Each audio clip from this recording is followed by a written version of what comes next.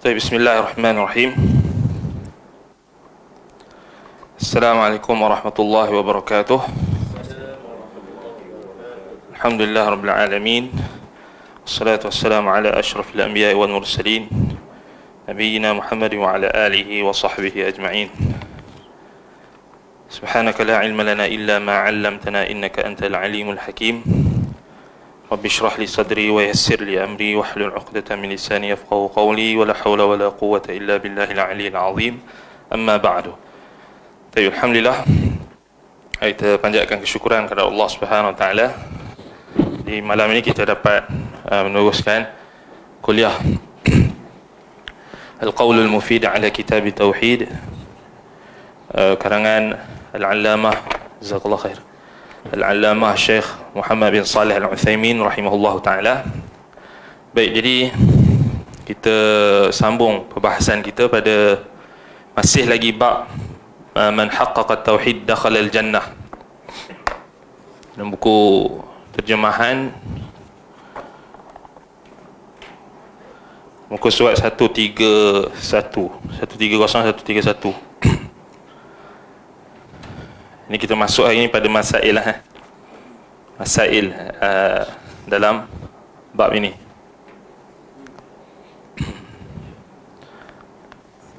Ataupun kita sambung pada perkataan Syekh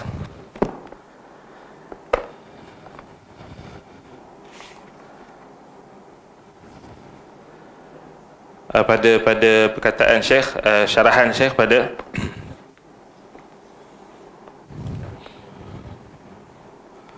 penjelasan hadis Ibnu Abbas radhiyallahu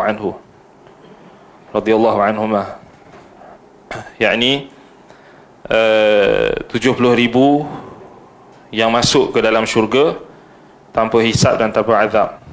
Yang kita bincangkan sebelum ni tentang syarahan Syekh pada faqadan nasu fi ulaika, yakni para sahabat bincangkan tentang siapakah mereka itu 70,000 itu. Kemudian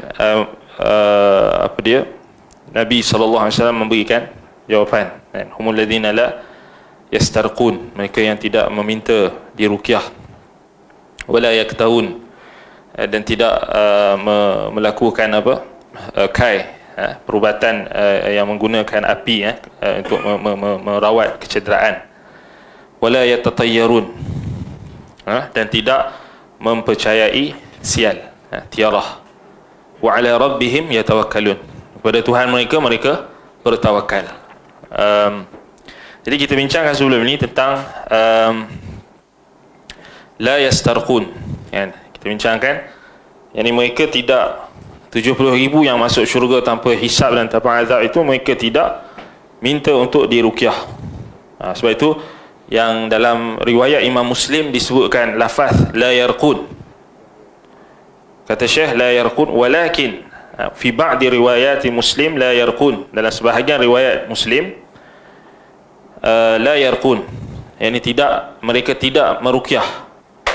Walakin, tetapi hadhihi riwayah khata'un, tapi riwayat ini adalah riwayat yang salah. Kama qala Syekhul Islam Ibn Taymiyah, sebagaimana yang disebutkan oleh Syekhul Islam Ibn Taymiyah, lianna Rasulullah sallallahu alaihi wasallam kana yarqi, karena Rasulullah SAW meruqyah, jampi. Waraqahu Jibril, dan Jibril, malaikat Jibril pun ruqyah Nabi sallallahu alaihi wasallam. Wa Aisyah, isteri Nabi Ummul Mukminin, juga ruqyah, jampi. Wa kadzalika as-sahabah kanu yarqun, dan demikian juga para sahabat, mereka juga meruqyah, menjampi. Tengok di situ footnote tu disebutkan kama fi qissati qissati sahibi sariyah. Kemudian dalam Aisyah itu dalam riwayat Al-Bukhari, kitab Fadhailul Quran. Kemudian yang malaikat Jibril ruqyah Nabi itu dalam Sahih Muslim, dalam kitab As-Salam bab at-tib wal marad wal ruqa.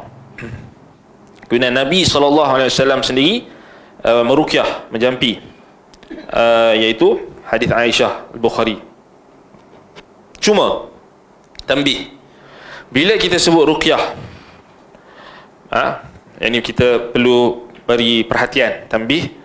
Bila kita sebut ruqyah jampi, maknanya kita kena faham ruqyah jampi yang difahami oleh para sahabat Nabi. Maknanya praktikal pengamalan dia adalah apa yang diamalkan oleh Nabi SAW dan para sahabat.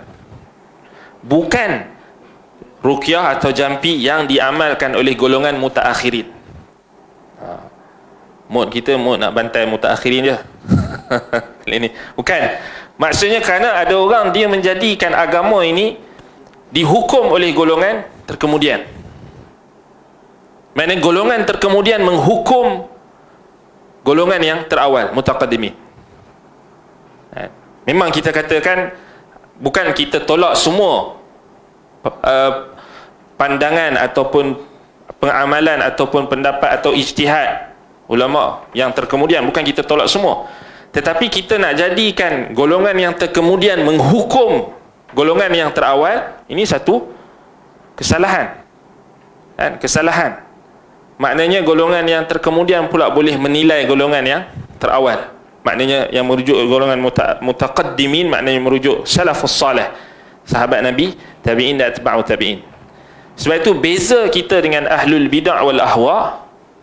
Ahli sunnah, mereka yang bermanhaj salaf, mereka menjadikan pengamalan praktikal dalam agama itu adalah berdasarkan pengamalan generasi yang terbaik, al-qurunul mufaddalah, khairul qurun, sebaik-baik qurun, iaitu para sahabat Nabi, tabi'in, atba'u tabi'in, yang disebutkan dalam surah At-Taubah ayat 100 itu walladzina taba'uhum bi ihsan. Jadi tambih kat sini, ruqyah bila kita sebut jampi, nak tak nak kita kena rujuk macam mana Nabi SAW dan para sahabat menjampi, meruqyah, praktikal. So yang kita nampak riwayat-riwayat yang sebut tentang ruqyah, pengamalan praktik ruqyah, praktik jampi ini yang diamalkan oleh Nabi SAW dan para sahabat, mereka berusaha bersungguh-sungguh untuk mempraktikkan jampi itu dengan sendiri. Dalilnya Nabi SAW meruqyah dirinya sendiri, kemudian diruqyah oleh ahli keluarganya, Aisyah radhiyallahu anha, isterinya, kemudian diruqyah oleh Jibril, malaikat Jibril, kemudian para sahabat juga memberikan bantuan kepada mereka yang memerlukan bantuan untuk dijampi ruqyah, maknanya menunjukkan keharusan. Tetapi selain daripada praktik tersebut, maknanya kalau kita nak luah-luahkan lagi, contohnya praktik golongan mutaakhirin yang menjadikan jampi itu sebagai profession, maka itu berlawanan. Nampak? Berlawanan dengan praktik manhaj salaf yang menjadikan ruqyah sebagai profession. Kan? Maknanya itu mukhalafah. Maknanya berlawanan. Apatah lagi diluas-luaskan pula. Dekat situ penting. Kan? Dah semua nak ikut sunnah dah, tetapi dalam bab praktik ni, garis yang memisahkan adalah praktik dia. Praktik macam mana sahabat Nabi radhiyallahu anhum mengamalkan sunnah tu. Itu saja. Misal, anda bagi contoh yang lain.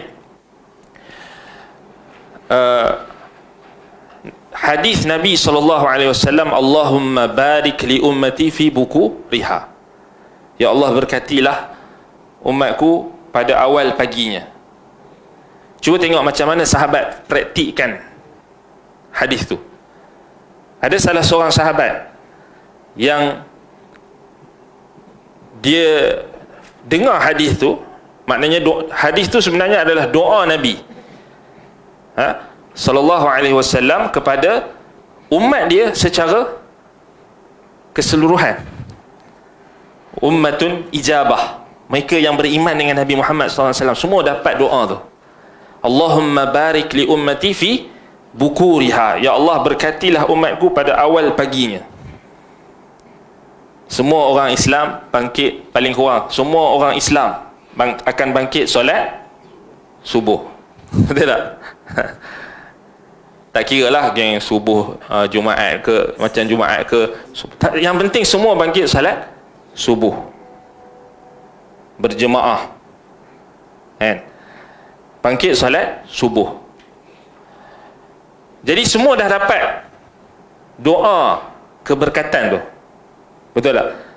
Sepakat kan? Maknanya semua umat Islam di seluruh dunia semua akan mengerjakan salat, dan semua dapat doa tu. Allahumma barik li ummati fi bukuriha. Jadi semua sahabat Nabi pun semua tak ada terlepas akan masuk ataupun kita akan mengamalkan doa Nabi itu dengan cara mereka bersegera melakukan kebaikan bermula daripada awal pagi. Tetapi ada seorang sahabat ni, dia amalkan hadis tersebut dengan cara dia mulakan perniagaan dia pada awal pagi. Maknanya dia amalkan hadis tu dengan dia mula berniaga pada awal pagi. Dan kata para ulama yang mensyarahkan hadis tersebut, apabila dia mengamalkan hadis tersebut dengan keberkatan atas sebab doa Nabi SAW tersebut dan dia amalkan, maknanya dia kemudian dia berjaya dan dia mendapat keuntungan yang sangat banyak. Kata para ulama, disebabkan keberkatan waktu pagi. So jadi dia amalkan dengan cara dia, maknanya cuma nampak sahabat Nabi dia amalkan hadis tu macam mana? Dia bukan baca ambil hadis tu kemudian dia buat pelaris ke, betul tak? Dia gantung tangkal ke, ataupun letak kat kedai dia ke, ataupun barang yang dijual ke. Tak, dia praktikkan dengan dia bersegera dalam mengejar kebaikan, termasuk dalam urusan dunia. Sebab sahabat tu dia amalkan hadis tersebut, maknanya dalam urusan dunia. Nampak? Kita tolak tepi yang solat subuh tadi, kerana semua orang Islam semua solat subuh. Kan? Jadi apa dia kita kata, jadi sahabat itu dia faham, dia amalkan hadis tersebut dengan dia bersegera dalam urusan dunia. Maknanya tadi perniagaan dia. Hadis itu dalam riwayat Ibnu Majah, Abu Dawud, At-Tirmidzi, dan juga dalam Musnad Ad-Darimi dan juga Musnad Imam Ahmad. Dan hadis itu hadis yang sahih. Hadis itu hadis yang sahih. Allahumma barik li ummati fi bukuriha. Disebutkan hadis itu daripada sahabat yang amalkan hadis itu dengan dia meniaga awal pagi itu, nama dia Sakhr ibnu Wada'ah Al-Ghamidi radhiyallahu anhu.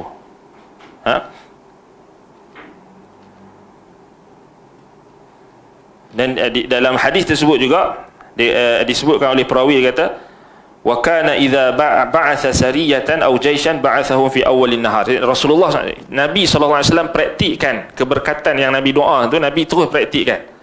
Nabi buat apa? Nabi utuskan tentera ataupun sariyah, kempen apa dia, pelantun tentera kecil, Nabi utuskan pada awal pagi, mengharapkan keberkatan awal pagi. Ya Allah Ta'ala jadikan keberkatan tu pada awal pagi. So awal pagi berkat tak? Macam mana kita tahu? Dengan dalil. Kerana Nabi SAW doa, Allahumma barik li ummati fi buku riha. Dan Nabi SAW sendiri praktikkan dengan Nabi mengutuskan sariyah ataupun jaish, tentera, pada awal pagi, awalin nahar. Kemudian Sakhr Al-Ghamidi, wa kana Sakhrun, ni perawi hadis ni kata, wa kana Sakhrun rajulan tajiran. Adalah Sakhr Ibn Wada'ah Al-Ghamidi ni Dia seorang lelaki yang seorang peniaga, tajiran. Fakana yab'atsu tijaratahu fi awwalin nahar. Maka dia mengutuskan pekerja-pekerja yang dia pedagang-pedagang ataupun pekerja-pekerja dia dalam perniagaan dia, bisnes dia pada awal pagi. Fa athra wa kathura maluhu. Maka dia pun menjadi kaya. Dan mendapat keuntungan yang banyak. Maknanya kata para ulama, kerana keberkatan doa Nabi SAW dan dia amalkan di praktik. So, nampak tak beza? Kita selalu dengar orang yang meniaga, dia tengok praktik orang yang mutaakhirin ni, dia beza dengan praktik sahabat Nabi. Dia akan kata, siapa nak kaya baca doa ni, betul tak? 1000 kali, sekian kan? Siapa nak kaya baca doa pelaris, ayat 1000 dinar, betul tak? Gantunglah, kan? Siapa nak kaya kena pergi ikut kursus ini sekian, kena masuk dulu kursus apa tu platinum sekian, apa lagi kita dengar kan. Siapa nak sale dia tinggi kena sentiasa positif. Itu mai pula datang geng-geng new age kan. Siapa nak kaya pejam mata, berdoa dalam hati, minta kaya, positif, sentiasa positif, kaya, jadilah kaya. Betul tak? Tapi tengok macam mana sahabat-sahabat Nabi praktikkan sunnah. Kan? Adakah sahabat Nabi ambil doa Nabi tu dia gantung dekat dia gantung dekat kereta dia ke, atau gantung kat kedai dia ke, atau gantung dekat unta dia ke? Tak ada. Adakah mereka amalkan hadis sunnah Nabi tadi dengan mereka baca doa tu, Allahumma barik fiya, Allahumma barik lana fi bukurina, contoh, atau fi bukuriha, Allahumma barik lana fi bukuriha, baca 100 kali ke, 200 kali ke, 1000 kali? Tak ada. Apa yang mereka buat? Bersegera bangkit pada awal pagi, meniaga pada awal pagi. Itu praktik yang sebenar dalam kita mempraktikkan agama. Bukan dengan baca sekian jadi kaya, beli pelaris itu, pelaris ini, kan, kemudian harapkan nak kaya. Allahul musta'an. Baik, itu contoh macam mana sahabat Nabi mereka berinteraksi ataupun mereka mengamalkan agama. Itu kita kata kita tak boleh jadikan golongan yang kemudian ni sebagai asas ataupun rujukan kita dalam nak menentukan amalan itu betul atau tak. Contoh macam ruqyah tadi, kita tak boleh kata orang yang zaman sekarang ni semua yang mendakwa ruqyah, macam-macam ruqyah sekarang ni, style ruqyah masal lah, ruqyah menggunakan telefon, ruqyah apa lagi guna internet ataupun apa dia phone, apa dia? Senapang. Ada lagi senapang mainan tu kan. Ruqyah guna senapang. Itu lagi kita kata. Itu kita kata kalau kita buka pengamalan tu, kita kata tak apa, kita terpulanglah. Maknanya semua orang Islam ni tak sesat. Kita kata semua orang Islam ni kita boleh je buat asalkan benda tu baik, niat baik dan sebagainya. Asal benda baik kan. Asalkan benda tu baik, kita buat saja. Tu kita kata kalau macam tu ruqyah pun boleh pakai pistol.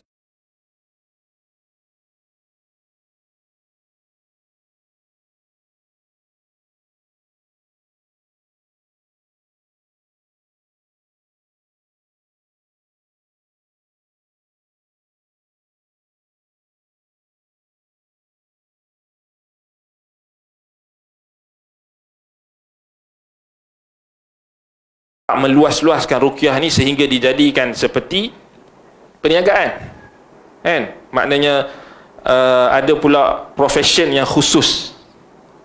Ini sebenarnya tak tepat. Tak tepat. Walaupun ada mana-mana ulama yang memfatwakan harus dan sebagainya, kita katakan tetap tak boleh jadi hujah, tetap tak boleh jadi dalil. Kerana yang menjadi hujah adalah apa yang ditunjukkan kepada kita oleh salafus salih, manhaj salaf. Yang ini para sahabat Nabi, tabi'in, atba'u tabi'in. Bukan kita nak kata tak boleh tolong orang untuk kita nak ruqyah. Kalau ada saudara kita yang minta kita untuk tolong ruqyah, tolong jampi, kata Nabi SAW, man istata'a an yanfa'a akhahu falyaf'al. Bahawa siapa yang mampu untuk memberi manfaat kepada saudaranya, maka lakukan. Ya, kita tolong menolong, tetapi bukanlah dengan kita mengambil kesempatan, dengan kita menjadikan hal tersebut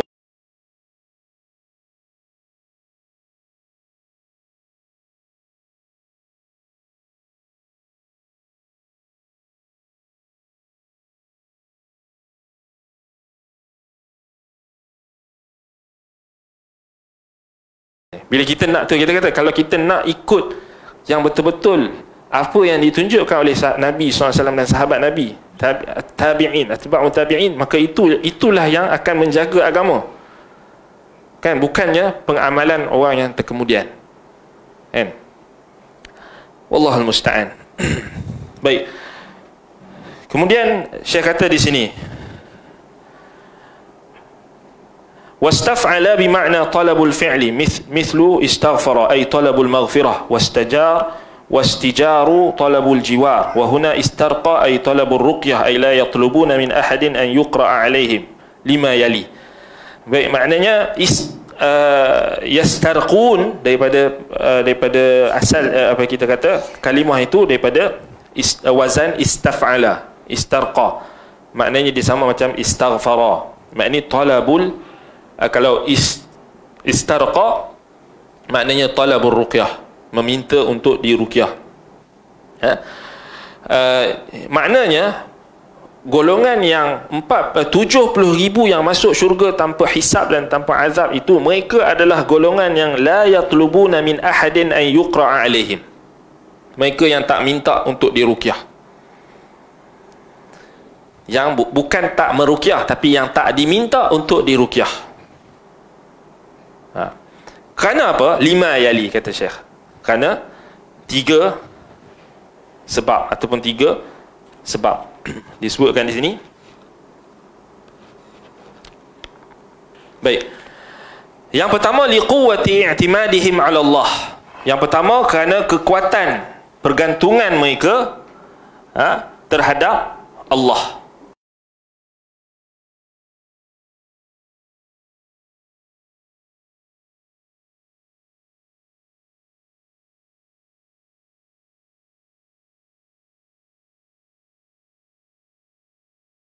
Nufusihim 'ani tadhallul li ghairillah. Yang kedua kerana kemuliaan jiwa mereka, li'izzati nufusihim, kemuliaan jiwa mereka. Dalam terjemahan muka surat berapa? 1330 kan? Kemuliaan jiwa mereka untuk apa? An tadhallul li ghairillah, untuk mereka merendahkan diri kepada selain Allah, menghinakan diri kepada selain Allah. Kerana bila kita minta sesuatu daripada orang lain, kita telah menghina diri kita kepada orang lain, orang yang kita minta tu. Kita telah menjatuhkan kemuliaan jiwa kita. Sebab itu anda katakan sebelum ini, minta ruqyah ni, kita boleh samakan dengan larangan Nabi juga untuk minta duit orang tanpa hajat, tanpa alasan yang munasabah, sekadar untuk kita kata hanya semata-mata untuk tujuan-tujuan yang tidak apa kita kata yang tidak diharuskan oleh syariat. Antaranya adalah untuk memenuhkan poket kita, untuk mengkayakan diri, atau untuk maknanya hanya untuk berselesa, untuk maknanya minta duit orang tanpa hajat, kan? Jadi itu ada bentuk tazallul li ghairillah.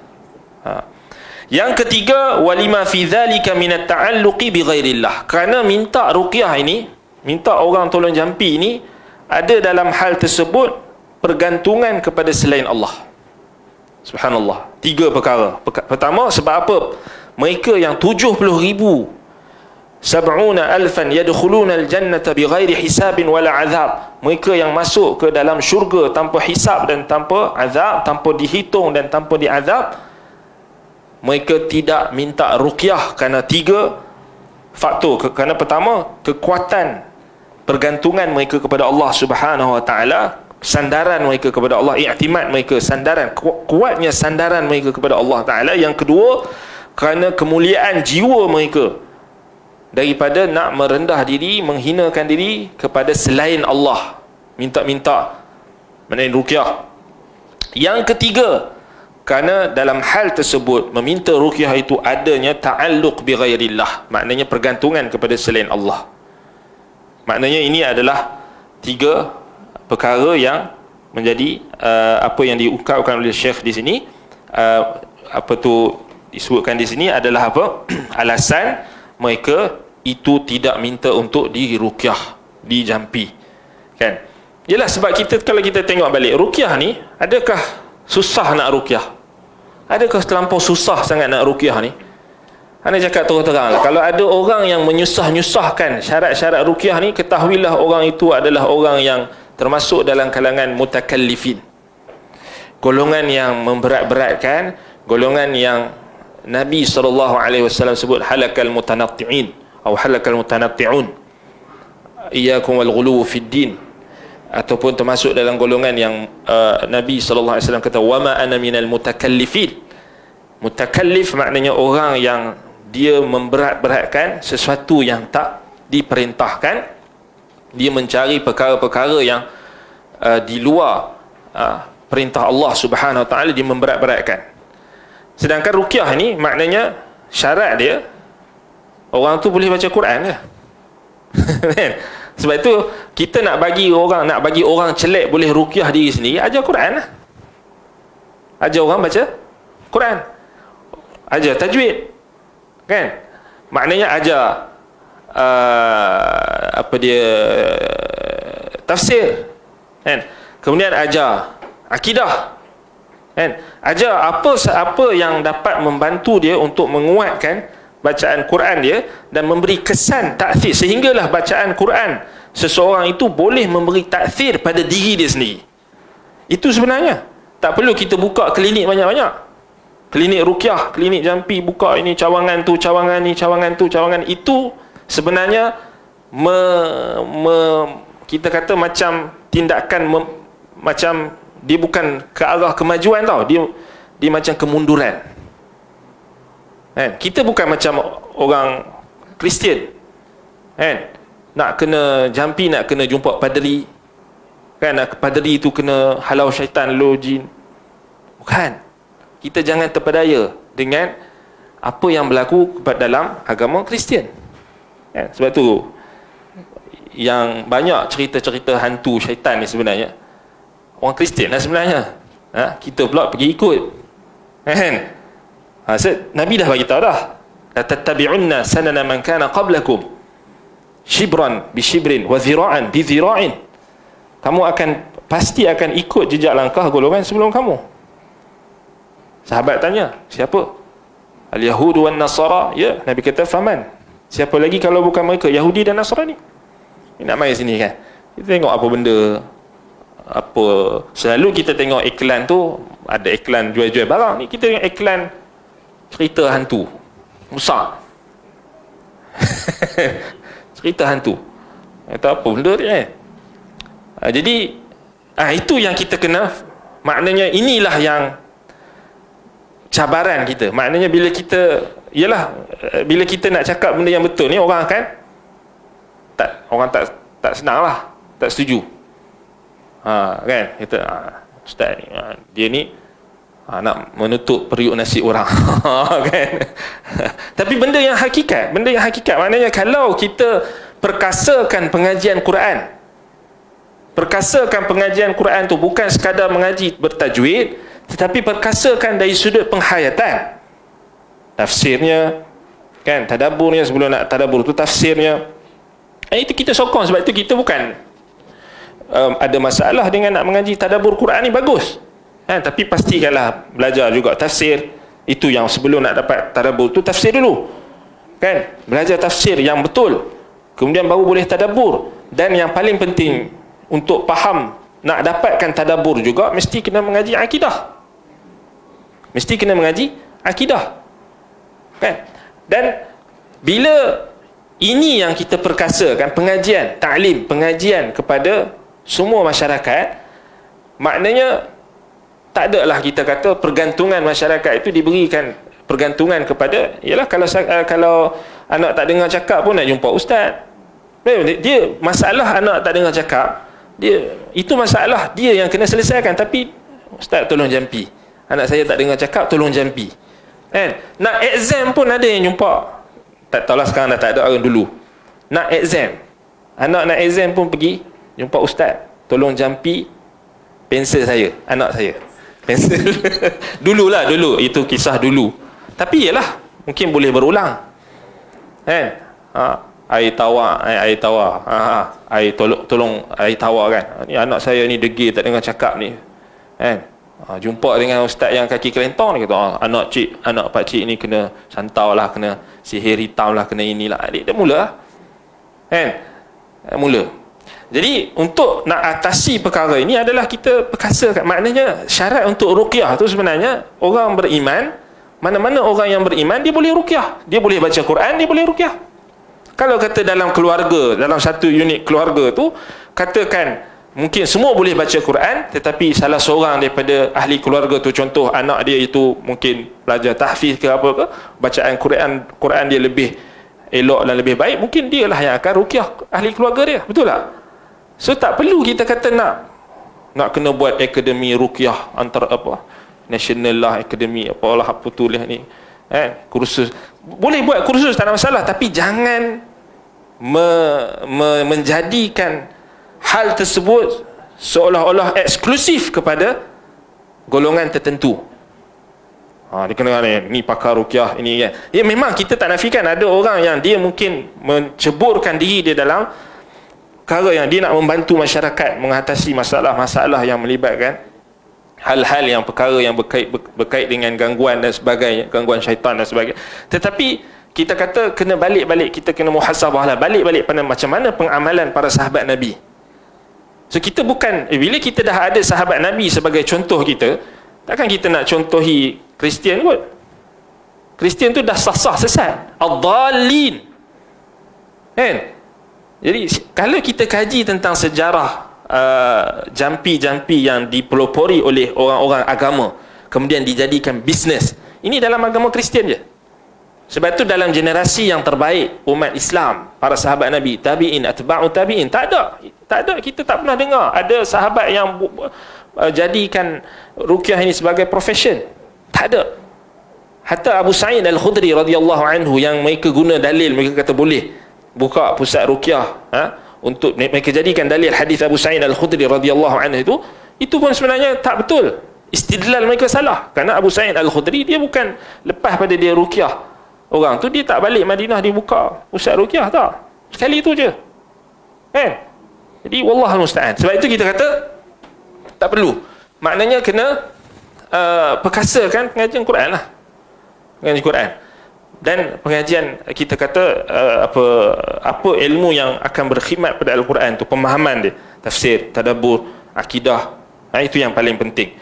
Baik, jadi itu alasan yang Syekh sebutkan kenapa mereka itu tidak minta untuk diruqyah. Tiga tu sangat penting, sebab tiga tu lah menunjukkan pada pengakhiran sabda Nabi SAW tu, wa ala rabbihim yatawakkalun, kerana mereka bertawakal kepada Tuhan mereka.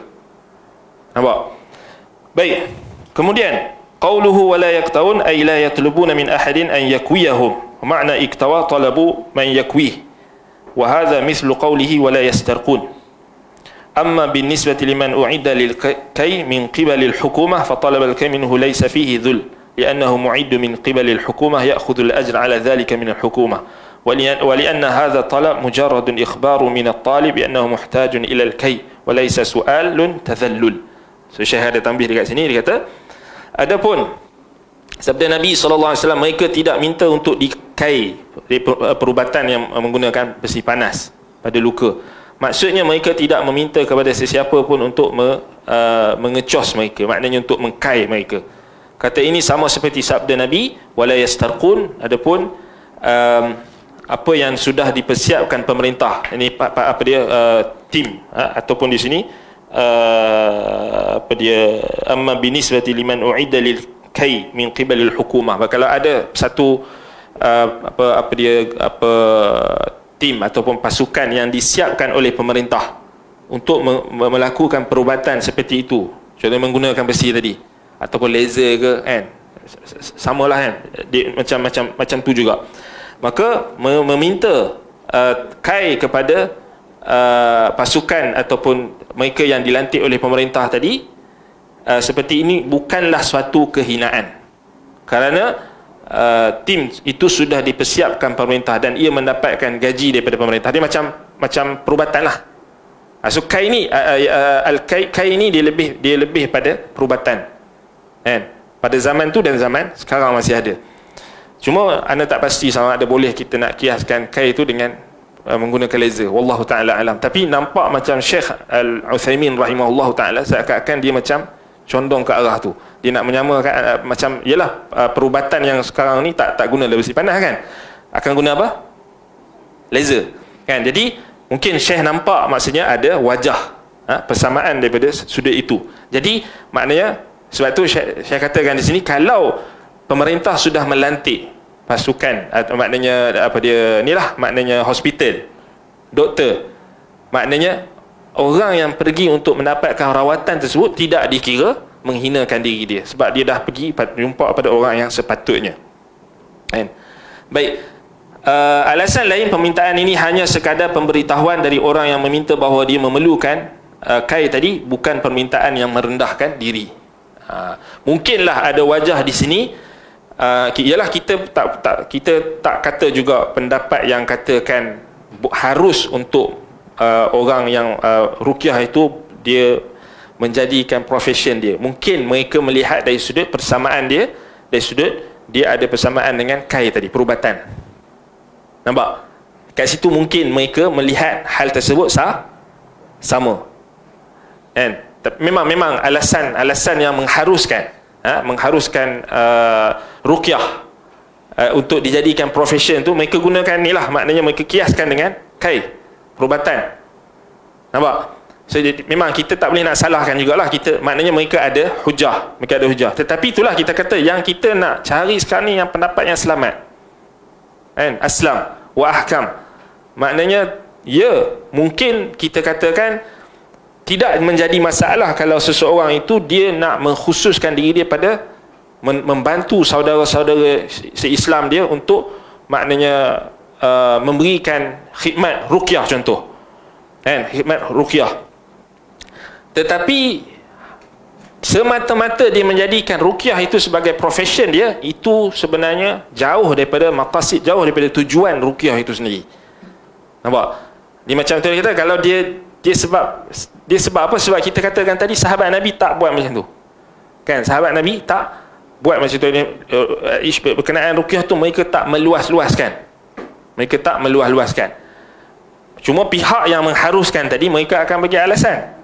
Mereka kata kerana para sahabat ketika itu tidak berhajat, kerana tidak ada masalah ketika itu, kerana sahabat Nabi semua iman mereka kuat dan generasi ketika itu iman kuat. Tetapi kita di zaman sekarang ini dengan bermaharaja lelanya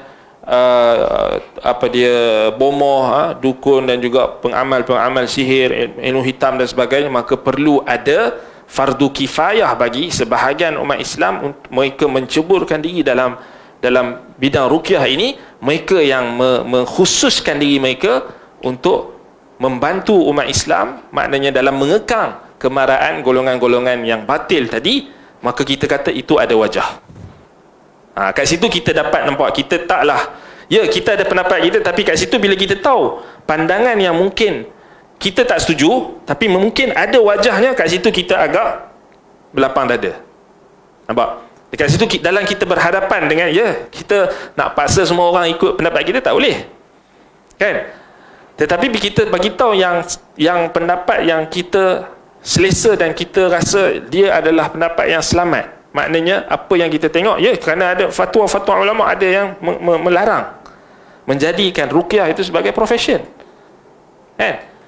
Maknanya itu adalah salah satu taujih, maknanya untuk mengelakkan daripada perkara itu diluas-luaskan sehingga berlakunya fitnah, kan? Maknanya sampai tahap orang masyarakat itu dia malas mengaji Quran. Sebab apa? Dia kata semua kalau mengaji Quran pun malas apa semua, jadi semuanya mengharap kepada Ustaz, kalau sakit sikit Ustaz, kalau ni sikit Ustaz jangan pi, Ustaz tolong pagar rumah, kan, tolong baca Yasin gini. Tak, maknanya kita kata tak sampai tujuan. Dan lebih jelas lagi bersalahan dengan hadis ini. Hadis yang sebut Nabi sallallahu alaihi wasallam sebut 70,000 yang masuk syurga tanpa hisab dan tanpa azab, antaranya alladzina la yastarqud la yatlubuna ruqyah. Maknanya dia bercanggah, maknanya seakan-akan kita menggalakkan orang untuk minta ruqyah. Kan, kalau kita buka klinik, seakan-akan kita menggalakkan orang untuk pergi beruqyah. Maknanya dia tak semestinya, maknanya boleh jadi di setiap masjid, kita bagi cadangan, mungkin di setiap masjid itu ada boleh kita kata dijadikan rujukan, maknanya membantu tanpa meletakkan harga dan sebagainya, membantu, maknanya membantu orang Islam yang lain. Tapi itulah bila dia dah start profession tu, itu macam berat sikit, kan? Itu macam berat sikit. Maknanya dia akan membuka perkara yang kita kata mungkin akan membawa kepada bid'ah dan juga akhir sekali membawa kepada kesyirikan wal'iyadzubillah. Sama macam anda teringat macam isu tahnik anak, kan? Syekh Abdul Muhsin Abbad hafizahullah dalam salah satu fatwa beliau ketika mengajar Sahih Muslim di Masjid Nabawi, beliau sebut tentang hukum meminta orang soleh mentahnik anak kita. Beliau rajihkan, maknanya hal tersebut yang asalnya adalah ibu bapa ataupun kerabat ataupun datuk ataupun orang yang terdekat dengan bayi itu yang mentahnik anak itu. Kerana apa? Kerana alasan Syekh, kerana perbuatan pergi kepada orang soleh untuk minta ditahnik anak itu tidak diketahui pengamalannya dalam kalangan sahabat Nabi. Dan sahabat Nabi yang ada hanya sahabat pergi kepada Nabi SAW untuk mentahnik anak mereka, mengharapkan keberkatan ailio Nabi SAW yang mulia. Sebab itu alasan Syekh, Nabi SAW tidak boleh dikiaskan dengan selain dia. Sebab itu tidak ada mana-mana riwayat yang sebutkan selepas Nabi SAW wafat, sahabat pergi rumah Abu Bakar minta tolong Abu Bakar, Sayyidina Abu Bakar radhiyallahu anhu, untuk tahnik anak mereka. Selepas Sayyidina Abu Bakar wafat, tidak ada riwayat, satu pun riwayat yang menyebutkan sahabat pakat-pakat pergi rumah Umar bin Al-Khattab radhiyallahu anhu untuk tahnik anak mereka. Tidak ada selepas Umar wafat, mana-mana sahabat pergi ke rumah Uthman Ibn Affan radhiyallahu anhu Dhunnurain untuk minta tahnik anak mereka. Lepas Uthman wafat, tidak ada satu pun riwayat yang sebutkan sahabat-sahabat sirarus sahabah ke sahabat-sahabat yang masih hidup ketika itu, tabi'in dan sebagainya, pergi ke rumah Sayyidina Ali radhiyallahu anhu untuk minta tahnik. Tidak ada. Demikian juga zaman-zaman sahabat-sahabat yang berikutnya, tidak ada satu riwayat pun. Menunjukkan apa? Mengkhususkan tahnik anak kepada orang soleh itu hanya Nabi SAW. Walaupun itu ada pendapat dalam kalangan ulama. Sebab itu Syekh Abdul Muhsin Abbad hafizahullah, beliau kata yang sahihnya tak perlulah, maknanya cukup bapa, kalau kita dapat anak, sunnahnya maknanya bapa itu sendiri yang tahnikkan anak dia, ataupun datuk dia, ataupun bapa saudara dia, ataupun orang yang terdekat. Nampak? Bukannya dengan bersusah payah daripada Johor nak pergi ke Kelantan, kerana semata-mata nak tahnik anak. Dan ada Syekh Abdul Muhsin Abbad sebut ada beberapa mahzurat, ada beberapa perkara yang boleh membawa perkara itu ada apa bahaya dia. Antaranya boleh menimbulkan rasa ujub kepada orang soleh tersebut. Nampak? Itu faqih. Itu kita kata muhaddis faqih. Macam mana mereka melihat sesuatu isu tu, dia bukan semata-mata ada pendapat ulama, ada pendapat ulama, ada pendapat ulama. Tak, tapi dia nak tutup pintu-pintu yang boleh membawa kepada keburukan. Kan? Maknanya akhir sekali orang akan kiaskan tok guru dia tu dengan Nabi. Kan? Seperti mana orang Islam tak boleh kiaskan perkahwinan melebihi 4 kepada selain Nabi SAW, macam tu juga dalam isu tahnik ni. Betul tak? Sebab dia khususiah. Sebab dia tak ada riwayat yang sebut sahabat Nabi pergi dekat Abu Bakar. untuk tahnik anak. Tak ada. Kalau ada, kita boleh buat. Itu kan. Tapi itulah masalahnya bila kita sempitkan perbahasan tu hanya ikut mazhab tadi, tu masalah tu. Hanya ikut mazhab-mazhab yang kan, kemudian kita sebab dah ada dalam mazhab, sebab ada dalam mazhab ni, kemudian kita akhir sekali kita terlupa mazhab sahabat tu lebih baik. Sampai akhir sekali kita doa asyik ni dalam mazhab ada, dalam mazhab ini ada, mazhab ini ada, qaul ulama ini ada, tapi akhir sekali kita merendahkan mazhab sahabat. Mana lagi bahaya? Anda tak mau, kita lebih baik kita antara dua ulama, kan, maknanya antara sahabat Nabi dengan ulama yang datang kemudian, yang mana bila mereka buat sesuatu yang bercanggah dengan apa yang dilakukan oleh sahabat Nabi, kita nak dahulukan mana? Sahabat lah. Sahabat itulah yang kita, mazhab sahabat itulah sahabat Nabi. Jadi bukan masalah dia kata takkanlah ulama ni tak betul, takkanlah ulama ni tak tahu, takkanlah ulama ni tak. Masalahnya dah ada ulama yang tarjih masalah tu. Isu dia sekarang ni, itu kita kata masalah orang yang taksub mazhab ni, dia macam tu, passion dia macam tu.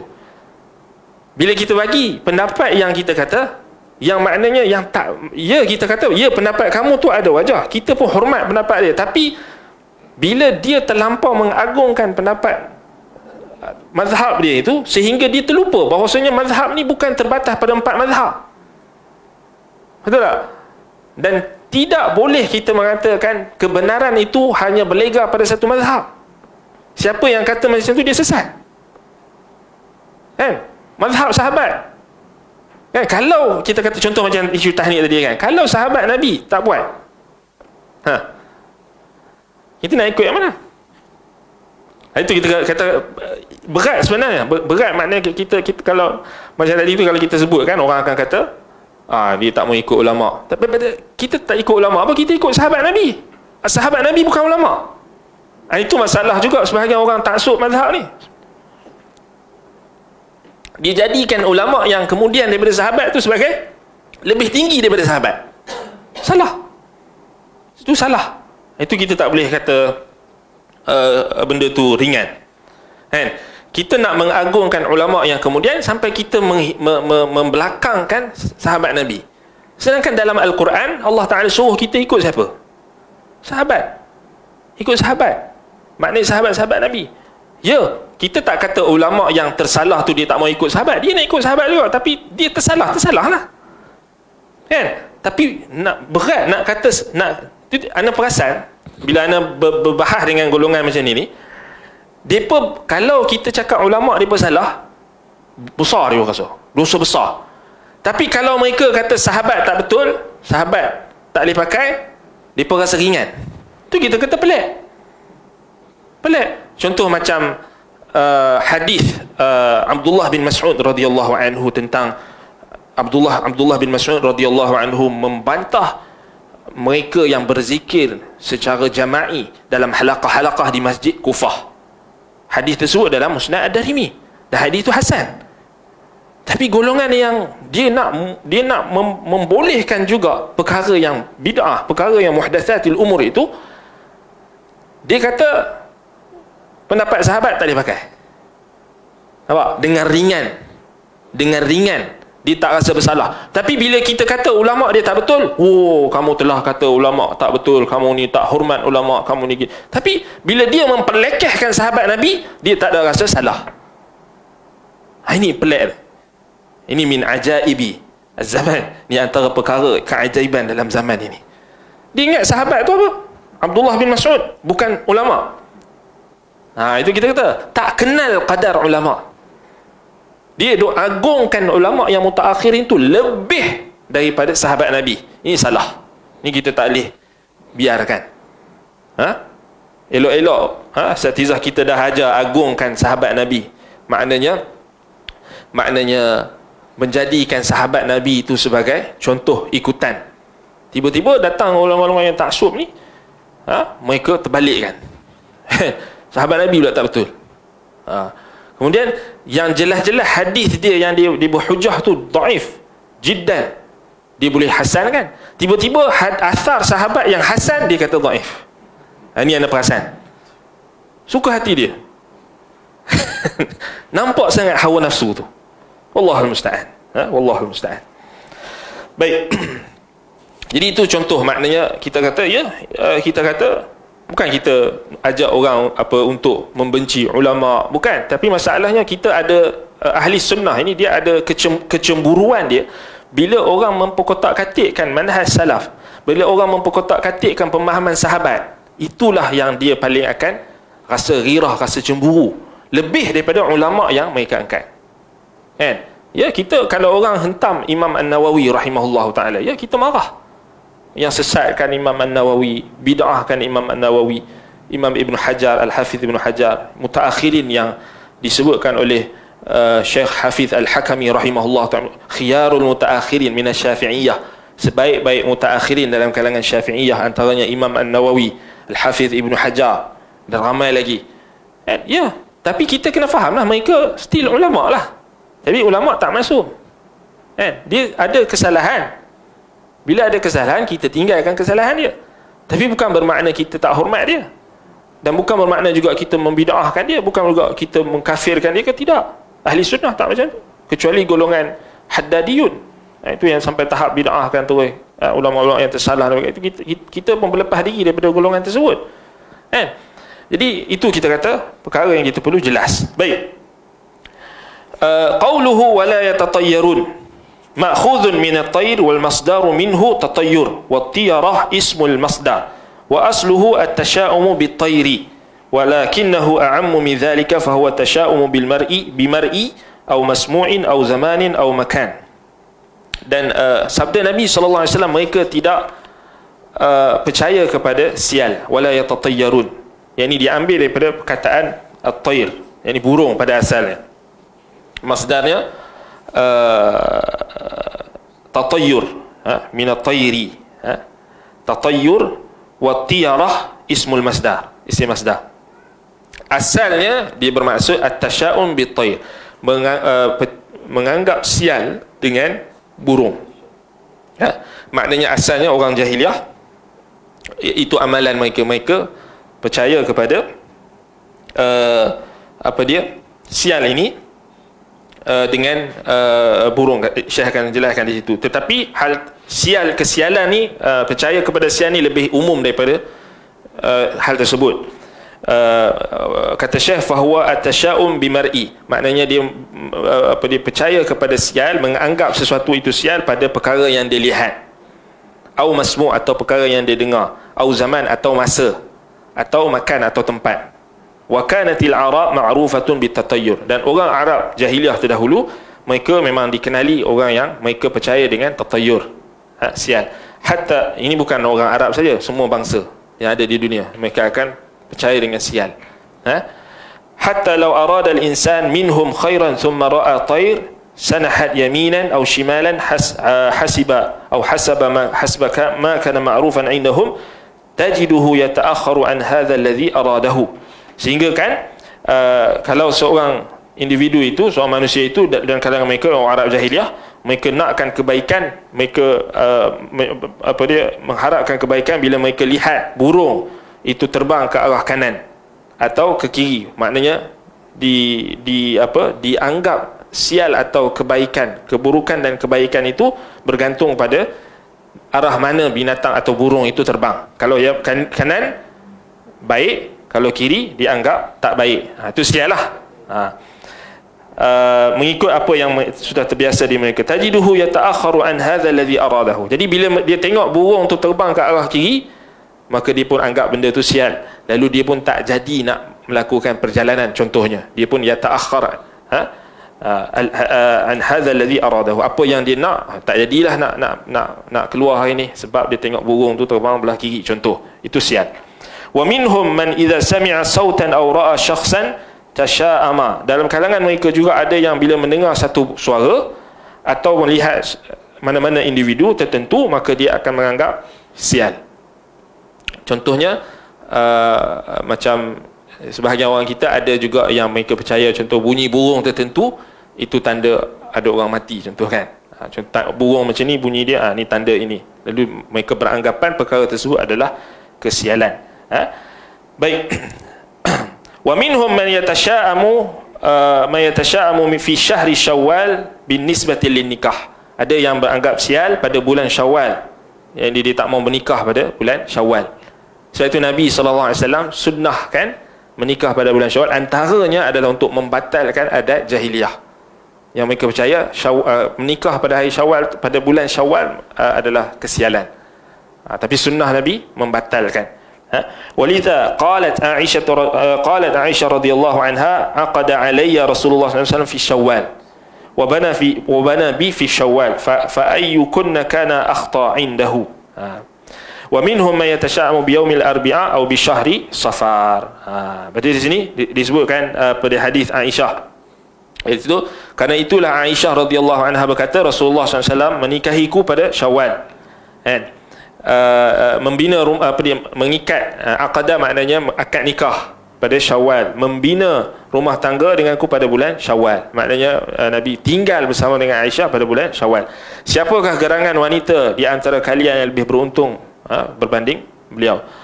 Baik, ada juga di antara mereka yang merasa sial pada hari Rabu atau bulan Safar. Betul kan terjemahan tu? Tak betul. Bulan Safar, terjemahan tu dia tulis Syawal. Syawal tu dah sebut dah sebelum tu. Safar. Itu pok-pok yang suruh mandi Safar tu. Ke dah bertaubat ke? Tak ada tarik pun kan? Tak ada tarik. Kalau bertaubat tu ada, kita bolehlah juga nak ni. Tak bertaubat lagi tak bolehlah kita nak sangka baik. Wallahu musta'an. Baik, semua keyakinan ini dibatalkan oleh syariat. Wa hadza kulluhu mimma abtalahu syara'. Sama juga macam orang kita yang percaya pada kalau biawak lalu kan, biawak jalan tu dipatah baliklah benda lah kan. Apa lagi? Macam-macam. Penyapu kan, penyapu jangan macam mana? Penyapu tu yang dia punya penyapu tu jangan letak tinggi kan. Sial. Macam mana dah? Macam-macam sangat. Li dararihi 'ala al-insan aqlan wa tafkiran wa sulukan. Jadi syariat membatalkan keyakinan tatayur ini, sial ini kerana merugikan baik daripada sisi akal, fikiran maupun perilaku, akhlak. Ketika seseorang tidak mempedulikan hal-hal semacam itu, itulah yang dinamakan tawakal kepada Allah. Jadi kalau kita tak percaya kepada sial ni, itulah yang dimaknakan dengan tawakal. So kita kata apa bendanya? Apa kena mengena burung tu dengan nasib kita? Betul tak? Apa kena mengena biawak tu dengan nasib kita? Apa kena mengena penyapu tu dengan nasib kita? Kan? Kerana kita yakin bahawasanya semua yang berlaku ini maknanya dengan izin Allah Subhanahu Wa Taala, dengan apa yang menjadi ketetapan Allah Subhanahu Wa Taala. Sebab itu dalam syariat kita diajar oleh Nabi SAW azkar, zikir-zikir. Nak keluar rumah, bismillah, tawakkaltu ala Allah. Kan? Kita bertawakal kepada Allah. Kan? Wala haula wala quwata illa billah. Maknanya kita memang bergantung kepada Allah Subhanahu Wa Taala. Kereta orang Islam tak perlu pada tangkal. Kan? Orang ahli tauhid, kita tengok kan hari ni orang dia berfikir orang, kalau orang Hindu buat macam ni, atau orang Buddha buat macam ni, kereta mereka ada letak something. Orang yang lemah akalnya dia akan tiru. Betul tak? Dia kata orang yang lemah akalnya dia tengok, dia naik kereta, dia tengok kereta sebelah dia tu kereta India letak dia punya berhala dekat atas kereta dia, depan kereta dia. Dia kata, ish, cantik juga. Syaitan datang ni. Wa zayyana lahumus syaitanu a'malahum fasaddahum 'anis sabil wa hum la yash'urun. Syaitan hiaskan. Dia kata, ish, takkan kereta aku kosong je. Pergi jumpa ustaz ahli bidah. Ustaz ahli bidah kata, belilah saya punya ni, gantung tangkal nama Allah, nama Muhammad. Nampak? Syaitan hiaskan. Tapi kalau dia belajar betul-betul, apa kaitan nasib dia dengan benda tu? Benda tu pun tak boleh jaga diri dia sendiri. Kan? Kalau orang tu buka kereta dia, buka tingkap, boleh curi juga. Dia tak boleh selamatkan diri dia. Tangkal tu, betul tak? Jadi, nampak? Orang yang dia tak berfikiran rasional, maknanya kita kata dia hanya mengikut, membuta tuli, akhir sekali dia akan buat bid'ah. Nampak? Dia tengok rumah orang ni kat pintu dia letak dia letak apa tulisan Cina lah, ni Ong kot kan, ini takkanlah kita tak letak kan, takkanlah kosong kot, jadi kita letaklah Allah Muhammad. Nampak? Dia tak ada, maknanya dia tak ada sandaran, maknanya dia hanya ikut kan. Jadi bukan itu sebenarnya pergantungan kita, bukan pada tulisan tu, bukan, tetapi adalah pada hati kita, pergantungan pada hati kita. Bismillahi tawakkaltu ala Allah wala hawla wala quwwata illa billah. Keluar rumah, naik kenderaan baca doa, naik kenderaan kan? Dan ingat Allah Subhanahu wa taala, dia yang menjaga kita. Itu beza ahli tauhid dengan ahli syirik. Ahli syirik, dia pergantungan dia akan berpaling kepada selain Allah. Kok mana pun dia akan mengalihkan kebergantungan dia tu kepada benda selain Allah. Tak kira macam tangkal tadi termasuk lah. Nampak? Ish, kosong je kan, rasa kosong je kan, takkanlah nampak. Jadi akhir sekali datanglah idea tadi tu. Apa kata kita buat gini, apa kata kita buat begini. Tapi sebenarnya dia tak pasal benda tu di follow orang-orang yang bukan Islam pun kadang-kadang kan. Wallahul musta'an. Tapi itu yang kita kata asalnya tak ada lah benda tu, tak perlu kan. Even orang kata buat ada apa, dia kata gantung tulisan Al-Quran dekat rumah sekalipun lah, kita kata ada yang kata harus untuk hiasan kan. Tapi kalau kita ikut sentimen macam tadi kan, kerana dia nak menjadikan hal tersebut sebagai rasa untuk memuaskan hati dia, rasa dia macam tak puas, rasa macam dia takut dan sebagainya, jadi akhir sekali dia akan, kebergantungan dia tu akan melekat pada perkara-perkara tadi.